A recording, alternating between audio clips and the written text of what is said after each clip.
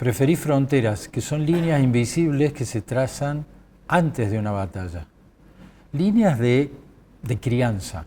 En esta casa no se miente, en esta casa nos tratamos bien, en esta casa apagamos la telefonía móvil para poder charlar y vernos a la cara. Son fronteras previas a los límites, y así se llama el libro. Pero no un chico de 2 años con una tablet durante 2 horas solo, viendo filtros, dibujitos, claro. viendo lo que sea.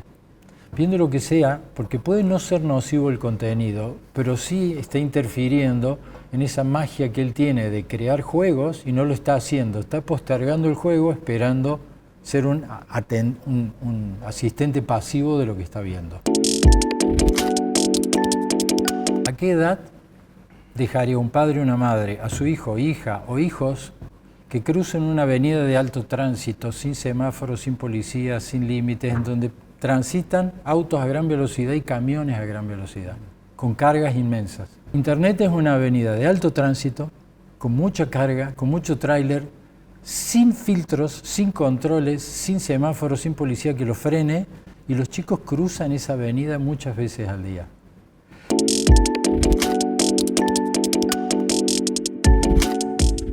Hola, ¿qué tal? ¿Cómo están? Bienvenidos, buenas noches. Este es un nuevo programa de Meridiano 64. Hoy vamos a hablar sobre los más chicos de la casa. ¿A qué edad pueden empezar a usar el celular? ¿Hasta qué edad está terminantemente prohibido o no recomendado? La alimentación de los más chicos, los cumpleaños, la escuela, los peligros del verano, los peligros en el hogar, la vacunación y tantas otras cosas, un universo de cosas para hablar con un especialista. Estamos hablando del doctor Enrique Orchanqui, que ya está aquí sentado en nuestra mesa. Antes de ir para allá, les digo que si ustedes quieren ir así vestidos a su evento, no duden en ingresar a nuestras redes sociales y ganarse el voucher de Divo. Le agradecemos a las chicas por esta hermosa ropa. Doctor, ¿cómo le va? Muy buenas noches, gracias por venir.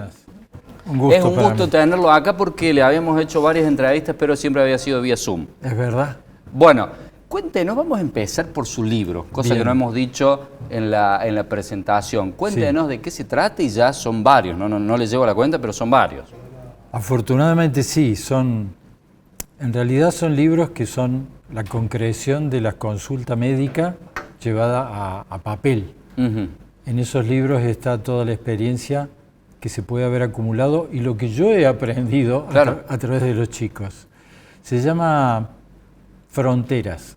Me costó y busqué mucho la palabra que reemplazara a la palabra límites. Límites me sonaba como muy agresivo o como muy tardío. Los límites históricamente son los que ponen países cuando han peleado entre sí. El ganador dice, este es el límite, todo esto es mío, esto poquito queda para vos. Y algunas familias que también hay batallas, los límites se ponen después de una guerra. Claro. Preferí fronteras, que son líneas invisibles que se trazan antes de una batalla. Líneas de crianza. En esta casa no se miente, en esta casa nos tratamos bien, en esta casa apagamos la telefonía móvil para poder charlar y vernos a la cara. Son fronteras previas a los límites, y así se llama el libro. Doctor, ¿y cuáles son los principales límites que uno tiene que ir poniendo si quiere lograr una persona sana en sus años de experiencia? Recuperar lo que decían las bisabuelas, recuperar 2 hábitos fundamentales para la salud de cualquier persona. El hábito de alimentarse.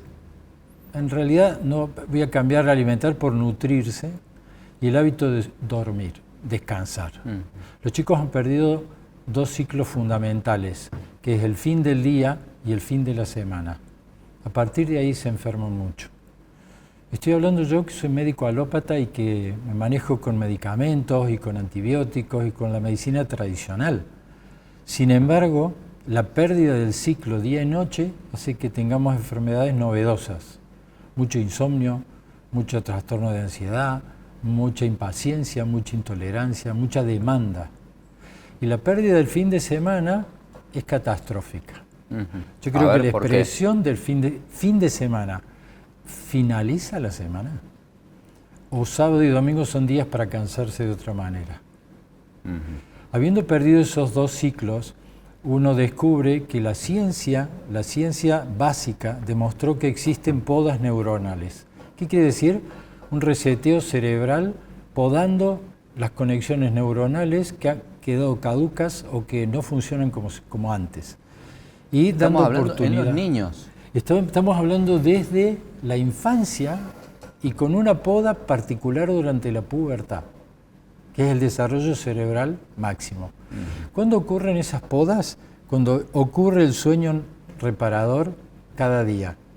¿Cuándo es la gran poda? Cada 7 días. O sea, el ciclo de 7 días es prebíblico.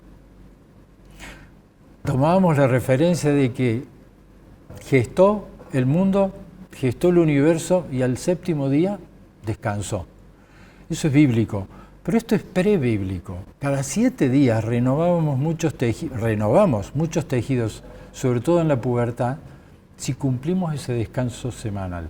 ¿Cuántas horas recomienda usted que tiene que dormir un niñito, un niño más pequeño, un preadolescente? Es fácil hablar de niños muy pequeñitos, quiere decir menores de 2 años. Después de los 2 años hay una cronobiología que condiciona. Cronobiología quiere decir que son cómo se acopla cada uno, su biología, su círculo circadiano, sus hormonas, al ciclo día y noche. Así hay estereotipos que están nominados con nombres de aves. Por ejemplo, están las alondras, las que funcionan muy bien con la luz y a la tarde-noche se apagan. Están los búhos, los que de día les cuesta arrancar, pero a la noche se encienden y muy tarde están espléndidos y rinden lo mejor. Entonces, ¿cuánto debe dormir un búho o una alondra? Claro. Es muy distinto. Una lectura principal que yo les trato de ejercer en el consultorio es que cada familia lea a qué hora brilla más su hijo. Porque hay pobres búhos que les toca física o matemáticas a las 7:30, 8:15 de la mañana. Y reprueban. Pero no son burros, son búhos. Claro. Y hay alondras que tienen que rendir deportivamente a las 6 de la tarde y están muertas de sueño. Quiere decir que si hay una lectura de cada uno, una singularidad, es mucho más fácil reconocer cuántas horas de reparo puede tener. Y la reparación está muy alterada por pantallas. Es una primera advertencia de la interferencia de las pantallas. Bien. ¿Cuánta pantalla y a partir de qué edad? Ya se está llegando a un cierto acuerdo. Nunca antes de los 3 años. Nunca quiere decir nunca solos. Porque un niño de 2 años en brazos de un abuelo charlando con alguien que está lejano, por una pariente, videollamada, claro. Eso, a ver, esa flexibilidad podemos tener, pero no un chico de 2 años con una tablet durante 2 horas solo, sin viendo filtros. dibujitos, claro. Viendo lo que sea, porque puede no ser nocivo el contenido, pero sí está interfiriendo en esa magia que él tiene de crear juegos y no lo está haciendo, está postergando el juego esperando ser un asistente pasivo de lo que está viendo. Claro. Después de los 3 años y hasta los 6 se sugiere 1 hora por día, que pueden ser segmentos y que son inevitables porque vivimos en un mundo de pantallas. Lo que sí tiene que haber filtros parentales. La familia tiene que elegir qué no quiere que entre en esa pantalla. Violencia, sangre, venta de órganos, pornografía, lenguaje soez, la lista que uno elija. Para eso están los filtros, que son aplicaciones que están cuando los padres no pueden estar. Claro. Están interpuestos. Bien. Ahora, doctor, ¿con qué nos vamos a encontrar en la adolescencia, en la pubertad, de un niño que estuvo antes de los 3 años con pantallitas, dibujitos y cosas, que después de los 3 años también lo mantuvo, que jugó diversos jueguitos, vamos a llamarle, ¿con qué nos vamos a encontrar, ya sea en lo cerebral, en lo vincular, en su rendimiento escolar? Se habla mucho de esto, pero lo probado son 3 cosas, al menos 3 cosas desde el punto de vista formal. 1, la escasa paciencia, la escasa capacidad de hacer foco en un tema y profundizar. es una atención saltatoria. Uno lo entiende bien cuando lo explica por un hipervínculo. Cuando uno lee una página en una pantalla, hay mucho hipervínculo. Bueno, esos saltos que pegan en la atención y que van dejando atrás contenido para pasar a otro, se ve en la conducta de los chicos. Por eso en el colegio son tan malos atentos, tan malos oyentes, tan poco enfocados. Lo segundo es la pérdida de la memoria. Confían que la memoria está fuera de ellos. Por lo tanto, no ejercitan memoria visual de colores, de números, de cálculos, y tercero, y creo que es más importante, es esta horizontalización de las relaciones. Los chicos, por naturaleza y en todas las épocas de la historia, han reclamado que alguien se hiciera cargo de esto, que alguien condujera esto. En teoría los adultos, pero ¿quién es adulto en un mundo tecnologizado si somos todos iguales frente a la pantalla? Entonces los chicos, sin esa conducción, están horizontalizando y haciéndose socios de los padres. Y una familia necesita padres a cargo, niños dependientes para obedecer o para contradecir, para copiar o para oponerse. No importa eso, depende del carácter de cada uno. No tienen que ser dóciles necesariamente, pero sí una referencia. Un famoso poeta decía, se puede con los padres o contra los padres, pero no sin padres. Claro. Y faltaba uno, doctor, porque dijo que eran 3. La falta de memoria, la falta de atención y la horizontalización de los vínculos. ¿Y el lenguaje? Es muy difícil medir actualmente a partir de lo que vivimos, esta horrorosa experiencia de la pandemia. Porque la pandemia congeló, dejó en el freezer a una generación importante de chicos que tenían en ese momento 0, 1, 2, 3 y 4 años. Son los chicos que todavía estamos viendo ahora con 5 o 6 que no terminan de hablar bien, que no terminan de entender el límite del otro, que empujan, que pegan, que no saben hasta dónde llegar, cómo vincularse con otro. Esa falta de socialización, por haber vivido 1 año y medio, y a veces en la cabeza puede resonar más tiempo, bajo la amenaza de que nos íbamos a morir todos. Porque es cierto, han pasado 5 años y ahora parece que COVID es una enfermedad banal. Pero murió mucha gente y en el momento previo pensábamos que nos moríamos todos. Y los chicos recibieron ese temor y la amenaza estaba en el afuera y la seguridad estaba en el adentro. Por lo tanto, ellos, es raro decir esto, sanamente se refugiaron, se metieron en la cueva y dijeron, no voy a ser yo hasta que no esté fuera de la cueva. Y lamentablemente la alarma sigue y muchos siguen dentro de la cueva. Bien, doctor, me gustaría consultarlo también por el tema de la alimentación. Hay barrios de la ciudad que es más fácil conseguir droga que alimentos sanos y de buena calidad. Sí. Pero bueno, dentro de lo que se puede, ¿cuál es la alimentación que usted recomienda y qué pasa cuando se transgrede? A ver, no en un ejemplo de, bueno, fue el cumpleaños de Pepito, comió algo, sino cuando es ya algo habitual en el hogar. Hagamos una diferencia entre las infancias que comen y las que no comen. Porque en este momento la situación socioeconómica divide a las infancias. Y la mitad del país es pobre, doctor. Y hablo en plural. Hay gente que critica mucho esto del plural de las infancias. Y es cierto, el diccionario no tiene plural. Infancia es una palabra que no tiene plural. Sin embargo, hay mucha gente que estamos usando para diferenciar. Por ejemplo, en este caso, los que comen de vez en cuando y lo que encuentran. ¿Es cuestionable esa comida? No, no es cuestionable. Sin embargo, es uno de los orígenes de la epidemia de obesidad. Porque comen muy mal, comen muy poco, comen lo que encuentran y están muy gordos. Quiere decir que la obesidad no necesariamente es comer mucho, sino comer mal. Son malnutridos que pesan mucho. De la mitad que come, hay un cuarto que elige qué comer. Y aquí solapo con el tema anterior.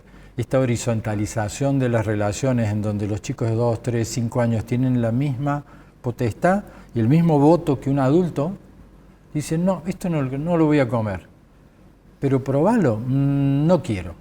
Se dan ese lujo. Claro. ¿Está bien permitirles ese lujo o no? Depende de cada familia, porque eso está dentro de la pulseada eterna de poder entre los chicos y los grandes. Los chicos siempre van a estirar un poquito más la cuerda y los padres van a saber cómo sostener su autoridad. Ahí lo que está en juego no son 2 ravioles más, es la autoridad de los padres. Y la autoridad se gana con presencia, no con violencia, ni con tensión. Se gana con disponibilidad. Porque la palabra disponible es más ancha que estar presente. Uno puede estar presente y estar trabajando en la compu y no está disponible para tu hijo, para tu hija. Estar disponible significa tener la posibilidad de establecer fronteras y decir, esto es lo que hay para comer, no voy a hacer alternativas.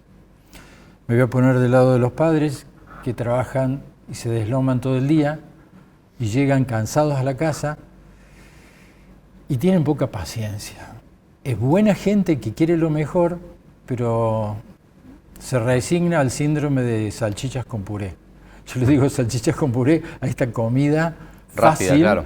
Que pobrecito, no estuve todo el día con él, y bueno, que coma lo que él quiera. Lo mismo con el colecho, o mismo con muchas variables de lo que se llama una crianza complaciente. Explíquenos, doctor, qué es el colecho para aquellos que no lo tienen en claro y hasta qué edad es adecuado y hasta qué edad no. Todo se vincula con todo. Empezamos a hablar de límites. Es el principal límite, principal frontera que yo sugeriría y sugiero en mi consultorio a los padres que establezcan cuando nace un hijo. Esta es la cama de los padres. Vos podés estar acá un rato, podés estar con nosotros un tiempo y después vas a ir a tu cama, porque esta cama es de adultos. La cama tal vez sea el símbolo más importante de lo que es el mundo de los adultos. Y papá está de viaje y este lugar está vacío, pero vos no vas a dormir acá, porque este lugar es de un adulto. Esa frontera es fundante y todos los demás, fronteras o límites, o como quiera uno llamarle, van a depender de cómo uno de entrada estableció esa diferencia entre el mundo adulto y el mundo de los chicos. Colecho es no establecer esa frontera. Quiero que nos explique qué pasa cuando no se establece esa frontera, que es interesantísimo lo que está planteando. Y hasta qué tiempo, digamos, en qué momento se debe establecer, ¿no? Porque por ahí usted me habla de una criaturita que todavía está en UPA o que todavía no habla, mucho no debe entender, pero ya cuando empieza a hablar, ¿cuándo es el momento? ¿Y qué pasa si no se hace? Es muy difícil generalizar. Para ser honesto, con cada familia es una resolución diferente. En una familia con 3 hijos, bueno, es más fácil defender que los chicos después de los 6, 7 meses ya duerman en su habitación con tranquilidad y que concilien el sueño en ese lugar. Que no que se duerman en la cama de los padres y después los lleven. Claro, porque cuando se despierten van a decir, no, acá yo no me dormí, no entré en sueño acá, yo pertenezco allá. En una familia monoparental, donde una madre cría a un hijo, sobre todo un hijo varón, las condiciones cambian porque el vínculo ese es distinto y porque la dependencia mutua es distinta y porque no es tan fácil separar a personas que se necesitan tanto. Entonces, el vínculo se discute y se charla con otro respeto por esa relación. El vínculo en general de colecho para mí depende más de los adultos que no se pueden separar de los hijos que de los hijos. Es al revés la cosa. Y en este caso del monoparental, ¿cómo se establece o a qué edad? Usted había dicho, bueno, 6, 7 meses en una familia numerosa ya tienen que conciliar en sueño en su espacio. Así es. ¿Y en este caso? Y en este caso lo ideal sería que cuando el niño termina la primera infancia, 2 años y medio, tenga en claro la división, vuelvo a decir, no solamente del lecho, del mundo adulto y del mundo infantil, siempre y cuando ese adulto se lo permita. Bien, bien. Hay niños tabique. Los niños tabique se llaman a los niños que duermen entre padre y madre porque entre padre y madre no se pueden ver. O no admiten que duermen juntos o no se toleran. Entonces en ese caso es fácil entender lo que es un niño tabique. Bien. O lo que es un niño que tiene que estar ahí para justificar que ellos sigan juntos. Bien. ¿Qué va a pasar en la preadolescencia de este niño o que no, digamos, no correspondió este límite, esta frontera de la cama del adulto y de la cama del niño? ¿Cómo uno lo va a encontrar a ese niño a los 6, a los 8, a los 10 años? En todos los ámbitos sociales en donde él se desarrolle va a buscar también esa misma dependencia. Va a demandar lo mismo con sus maestros, ser el preferido, hacer colecho con la maestra, y no estoy hablando literalmente, claro, sino figurativamente, de que sea el preferido, de que sea el elegido, y va a tener dificultad con otros chicos que ya tienen independencia. Si algo yo he aprendido en estos 46 años de pediatra, es que crecer es alejarse de los padres. Y alejarse de los padres en la medida que los padres lo permitan. Y alejarse de los padres sanamente para conservar el amor, sanamente para conservar el vínculo. La mejor forma de llevarse bien en familia es encontrar el propio plumaje, empezar a aletear y encontrar tu propio vuelo. Qué frase, doctor, ¿eh? Los cambios de peligro. Claro. Los cambios de peligro porque, a ver, nos tocó cuando nosotros éramos niños recordar el tema de la vacunación, de que si no estaba la vacunación al día, no se inscribía la criatura a la escuela. Hoy nos toca observar cifras alarmantes de la falta de cumplimiento del calendario de vacunas, y no es una cuestión económica porque están disponibles gratis en los dispensarios. Así es. Quiero que nos cuente de esto, doctor, cuáles son los riesgos, cuáles son los peligros, y si es el peligro solo para los niñitos que no están vacunados o también para sus compañeritos que sí lo están. Es un tema interesante porque nosotros, hablamos de Argentina, llegamos a ser el país que lideraba Latinoamérica en cobertura vacunal en los niños. Llegamos al 90% de cobertura. Y esto empezó en los años 70 y antes de la pandemia habíamos llegado a ese porcentaje. Sin embargo, ya había empezado a haber gente que desconfiaba a partir de mala información o desinformación. A partir del 2010, que es cuando las redes empiezan a tener un impacto desinformativo, la gente empieza a consumir algo que es inexacto. Por eso, muchas sociedades tienen que volver a un concepto fundamental. La vacuna es un bien social y no individual. Me vacuno para protegerte a vos, me vacuno para proteger a mi familia, me vacuno para proteger y que queden protegidos todos mis compañeros de grado. ¿Qué pasó después? Pandemia, uso de vacunas de emergencia, porque moría mucha gente, claro, y las vacunas no estaban absolutamente evaluadas.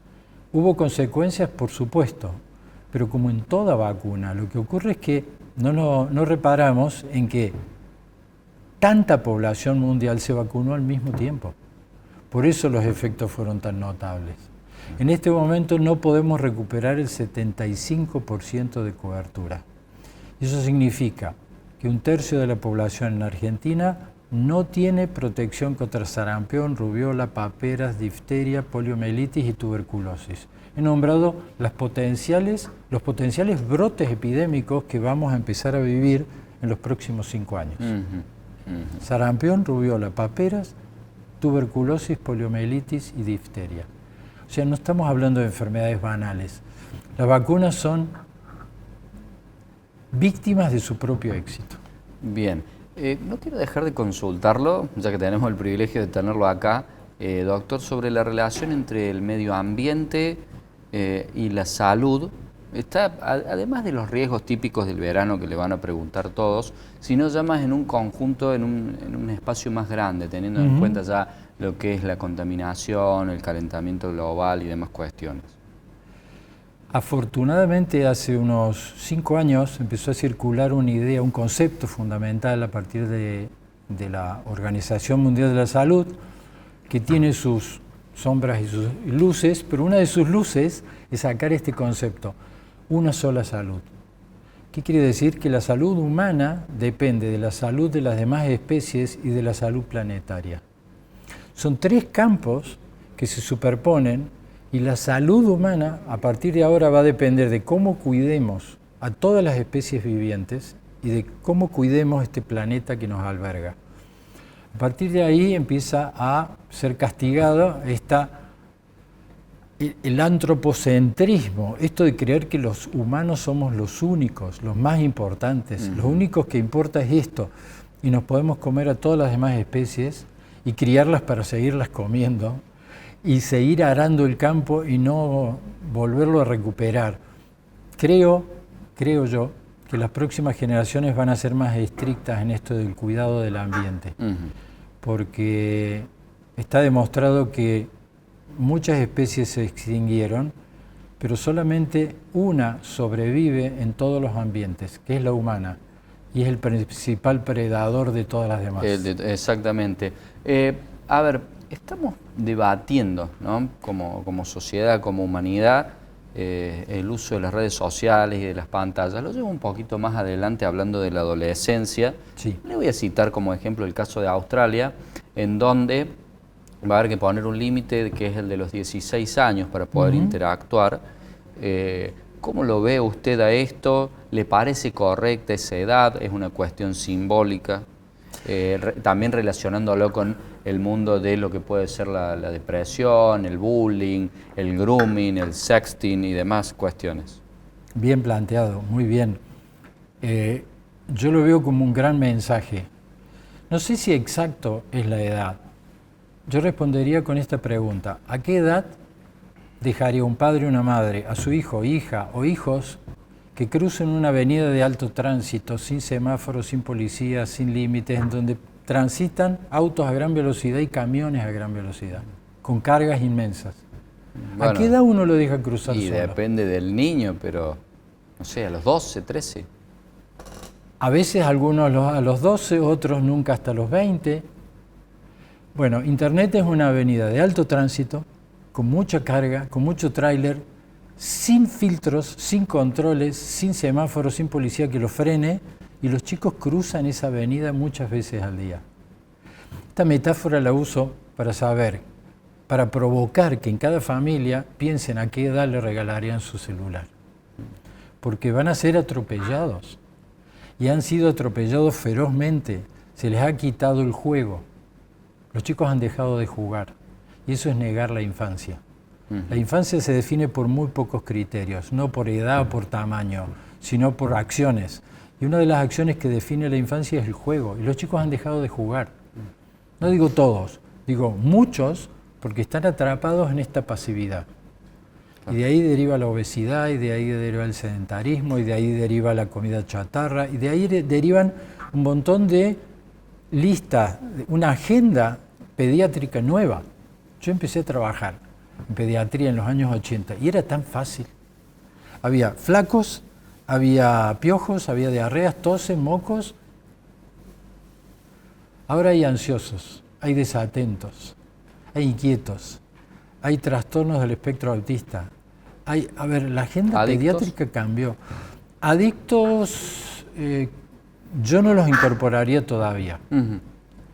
Yo estoy convencido, y si vamos a referirnos puntualmente a las adicciones socialmente complicadas, que son el alcohol, el tabaco y la tecnología, los adultos son los adictos. Quiero llevarlo al terreno del sentido de pertenencia. Está el rol de la familia y el rol de la escuela. Che, mi niño de primer grado de jardín, mis compañeritos fulanitos ya tienen celular, claro. O después en tercer grado, che, ya no sé cuánto, vamos a decir la mitad, un ejemplo, ya tienen celular y yo papá sigo sin. ¿Cómo juega esto? Está también del sentido de pertenencia, digamos, a Sí. ver, la señorita lo deja usar o no, o ya no se puede resistir, la familia, los amiguitos, el grupo del barrio. Hemos entregado mucho territorio a los chicos. Me refiero a las autoridades que deberían regir en la vida infantil. Las autoridades son las autoridades de la casa, en el mejor de los casos padre-madre, o padre-padre, madre-madre, lo que sea. Las autoridades del colegio, los docentes han perdido autoridad a todo nivel. Pero es que se la han sacado, yo no sé si la han Sí. perdido, ¿no? Se la sacó el sistema. Le han quitado prestigio, le han quitado sueldo, le han quitado reconocimiento. Es un gesto familiar. ¿Quién te dijo eso? La seño. Y ese gesto Claro, la desautoriza. desautorizó la seño para todo el año. Y las autoridades que también hemos perdido son los dirigentes, a los que también desdeñamos con un gesto. Y sin autoridades los chicos no pueden conducirse. Por lo tanto, van a hacer lo que la marea los lleve. Todos tienen, en este país, en Argentina, el promedio de edad de propiedad de un celular es 9 años. O sea, ya a los 9 años se tienen un celular. No quiere decir que a los 7 hay muchos que ya lo tienen. Claro. Tampoco quiere decir que hay muchos que a los 12 todavía no lo tienen. Pero la marea viene fuerte. Vamos a pagar, estamos pagando consecuencias muy severas como para que cada familia deje de repensar esto. Creo que los argumentos pueden llegar a ser fuertes. Todos lo tienen, se pasan la tarea por celular. ¿Cómo voy a estar afuera? No me entero de las invitaciones. Se puede resolver muy fácil. Eso se resuelve con grupos de chat entre padres. Ese argumento a mí no me convence. Sí, la prohibición crea más ganas de.